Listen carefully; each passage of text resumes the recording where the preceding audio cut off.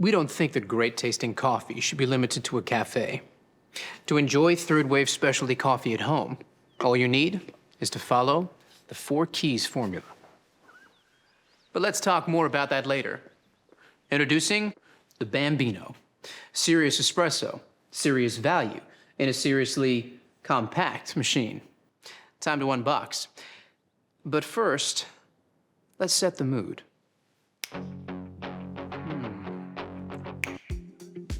Not bad. Ah, that's better.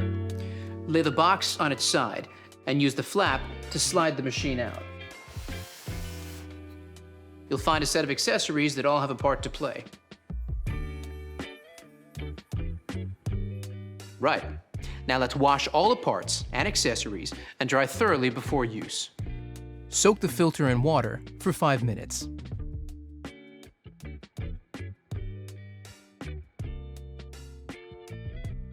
Pop it into the filter holder, fit the holder snugly into the bottom of the tank, and fill with cold water. And then place the water tank back into the machine. Now, let's power it up. Press the 1-cup button, and the machine will commence its first use cycle. Once complete, the machine will go into ready mode, and all the lights will be illuminated. Now the machine is set up, you're ready to make your first coffee. I'm using the Smart Grinder Pro for precise coffee grinding, which I'll fill with fresh coffee beans. Even the best espresso machine won't make amazing coffee without the right beans. So let's talk to an expert to get the inside scoop. Paul Geschas, owner of Mecca Coffee, is a professional coffee roaster. So let's ask him what to look for to enjoy third-wave specialty coffee.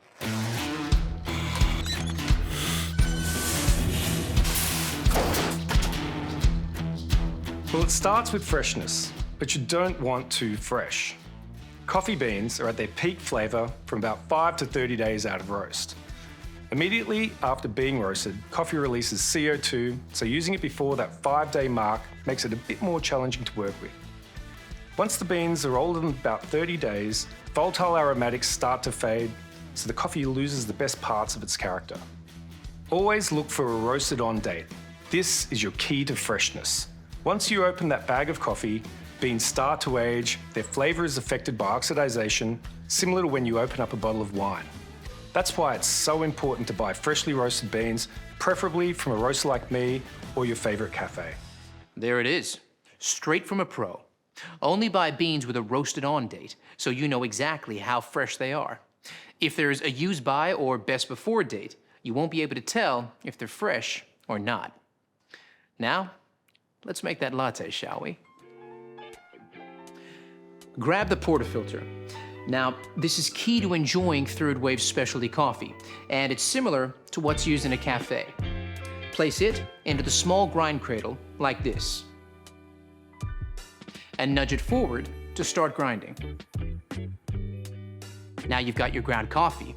All you need to do is tamp just like a pro. Collapse the grinds into the portafilter before using the tamper and applying firm pressure with a slight twist to finish. Now, it's time to brew. Insert and lock the portafilter into the group head. You have the option here of a single or double shot espresso. Let's go with a double shot. Let's take a closer look. Look at that. Flowing like thick, warm honey. That's what you're looking for. Here's where the 4 keys formula comes in.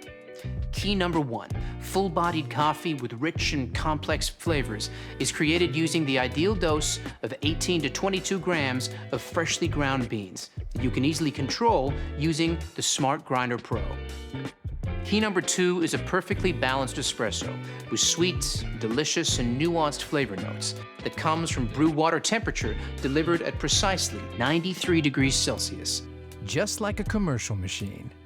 The Bambino uses digital PID technology to achieve this. Key number 3 is about the right pressure during the extraction. This is one of those times when bigger is definitely not better. We start with low pressure pre-infusion, followed by a high-pressure 9-bar extraction process delivered via our 15-bar Italian pump and an overpressure valve. Achieving the perfect espresso extraction is based on a number of factors you need to monitor and adjust regularly. Here's a barista to explain how it's done.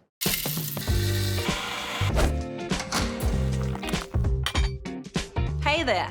Let's take a closer look at some extraction results you might come across and what adjustments you need to make to consistently create that balanced espresso shot. Pay attention to the shot clock as each extraction starts. If your espresso is flowing too fast, it's under-extracted, and you'll need to decrease your grind size, making it finer for the next coffee you make. However, if it's flowing too slowly, it's over-extracted.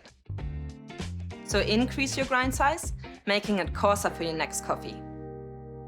Keep an eye on this each time you make a coffee for that perfectly balanced shot. Just like this. Brilliant, Leo. So the perfect extraction is all about finding the right grind size. Got it? Good. The dose and shot duration will affect the flavor of your espresso. Experiment by changing grind size and dose just one at a time to unlock your perfect espresso. Now you have the perfect espresso shot. It's time to texture your milk and create silky, velvety microfoam that every milk coffee needs and is essential for Latte Art. Fill your jug with fresh, cold milk to just below the spout mark. Insert the steam wand into the jug, and with the tip below the surface of the milk, press the steam button to start texturing. The milk is at the right temperature when the jug becomes too hot to touch. Now, let's talk about the science of microfoam milk. Here's Rob, a senior industrial engineer from Sage.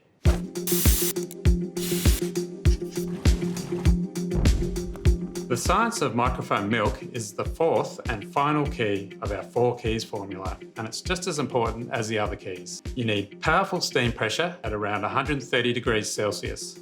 This is essential to create shiny, silky microfoam that has a rich, velvety mouthfeel. Without microfoam, latte art is impossible. High-powered steam transforms the milk into thousands of tiny bubbles. When combined with the espresso, these trap the espresso oils to create a delicious, balanced flavour and mouthfeel. And that's how we engineer all our machines, to replicate the performance you get from professional equipment. Thanks, Rob. Once your microfoam milk reaches temperature, press any button to stop. Remove the jug and wipe with a damp cloth before lowering and manually purging the steam wand by pressing and holding the steam button for 3 seconds. Now, it's time to finish off that latte. Hey, Leo, you still there? I sure am. I'll take it from here. Okay, first you want to swirl the microphone in the jug.